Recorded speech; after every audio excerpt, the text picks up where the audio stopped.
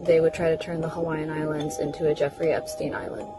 I'm going to share the story of what I went through with a girlfriend on Kauai when I was living on the island of Kauai in Hawaii. I worked as a server, cook, server, cashier. I was like multiple things at this job. At the Moloa Sunrise juice bar in Moloa, Kauai, which is near Anahola. The boss who hired me there, who owns that restaurant, the juice bar, is Jeff. Can't think of his last name right now, but I bet I could find it.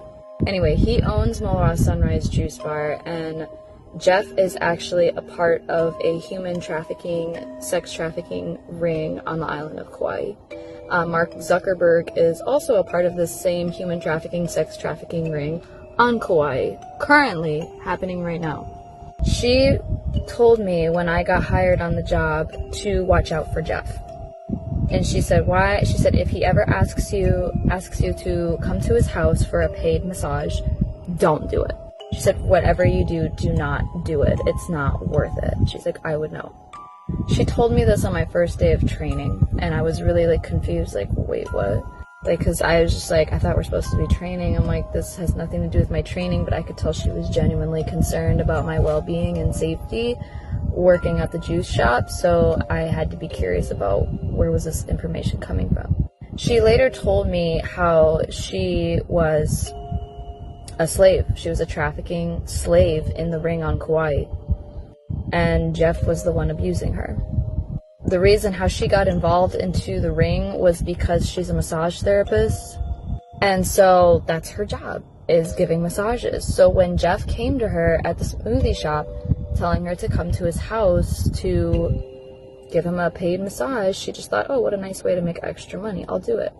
Came to find out she unconsciously and was unaware that she was getting pulled into a sex trafficking, human trafficking ring on Kauai. She got abused in this ring for years, and she told me how she was scared for her life and she was doing everything she could to escape, but that there was nothing she could do to escape the ring living on the island, because they were threatening her life and her safety, and they knew where she was all the time because it's a small island. So all she could do was try to protect the girls at my job and anybody else who was affiliated with Jeff, to try to keep all these women and young people and children away from him. It got so bad, her being a slave on this human trafficking ring on Kauai, that she fled the island to set herself free and start a new life. But that was the only way. That was the only way for her to be set free of it all, was to leave the island, because they were trafficking her and threatening her life. This is on the island of Kauai, and she told me this story back in 2016, okay?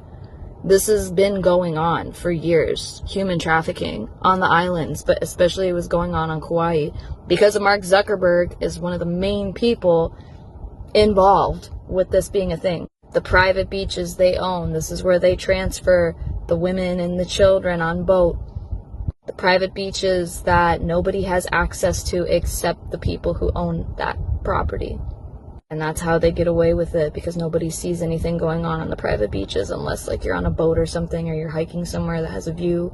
But yeah, this is why I wanted to bring up my point about Maui and Lahaina, because I know Mark Zuckerberg and Oprah have something to do with all these human trafficking rings going on the Hawaiian Islands.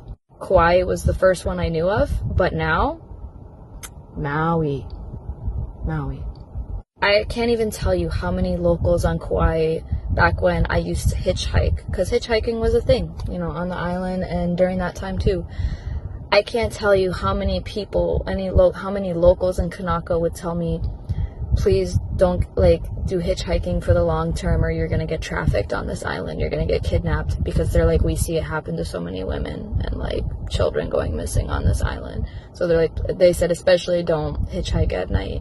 The locals would always tell me that don't hitchhike at night,